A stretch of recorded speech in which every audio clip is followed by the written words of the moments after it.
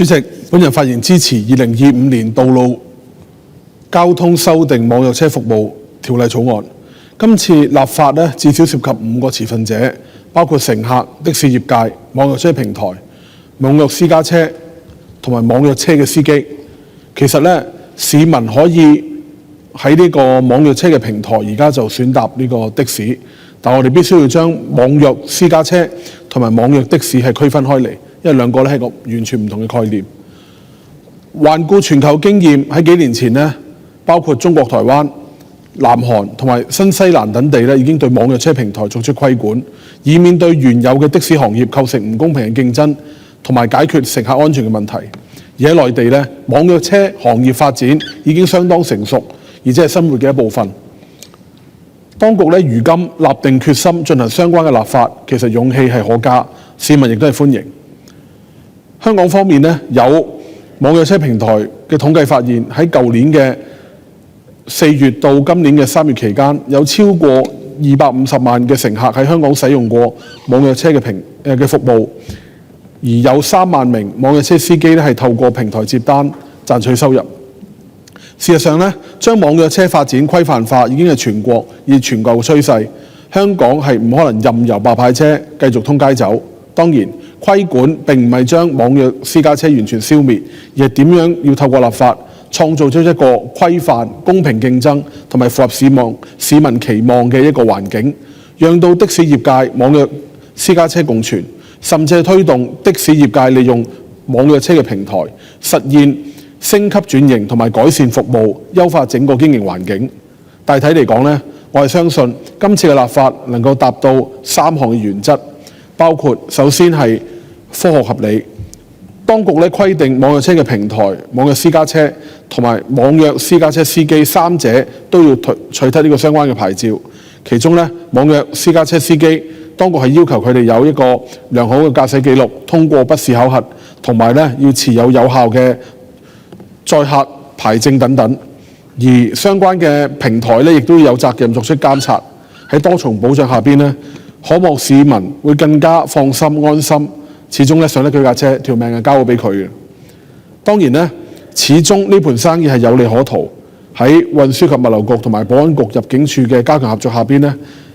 打擊近月出現嘅黑工司機嘅問題，以免不法分子混水摸魚嚟到香港揾食。另外當局規定網約私家車車齡唔能夠超過12年，呢個要求係比最初諮詢嘅時候7年為放寬。坦白嚟講做得網約私家車嘅司機，你仲要人車合一，佢哋家境都唔係咁富裕。如果要求佢哋換一啲較新嘅車嚟到符合法例要求，其實唔可行。其實只要個車輛經常保養好，嗰個行駛里數亦都唔多，司機有個良好嘅駕駛記錄，其實已經足以應付到網約車嘅服務要求。第二個原則係保障業界嘅利益。當局規定網約私家車必須係人車綁定，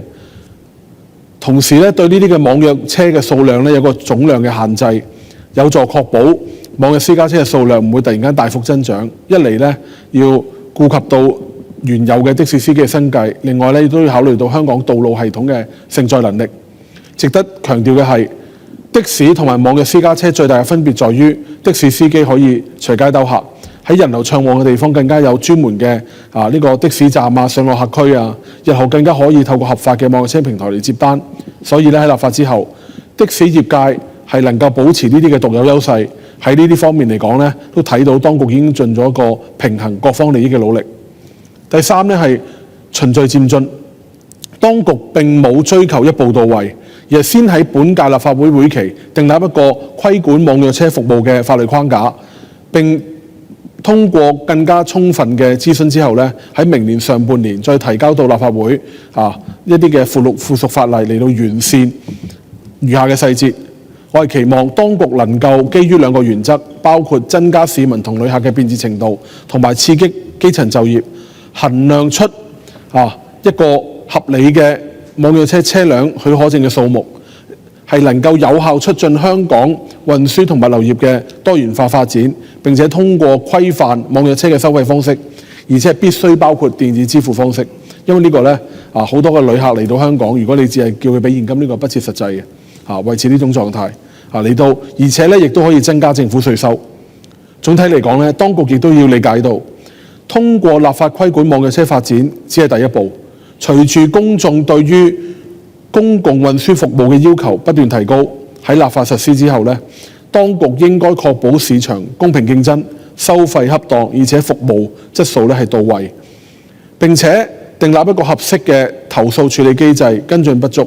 滿足市民同業界期望，共同構建一個安全便捷，尤其係以禮相待嘅香港公共交通新文化。主席，本人謹此陳辭。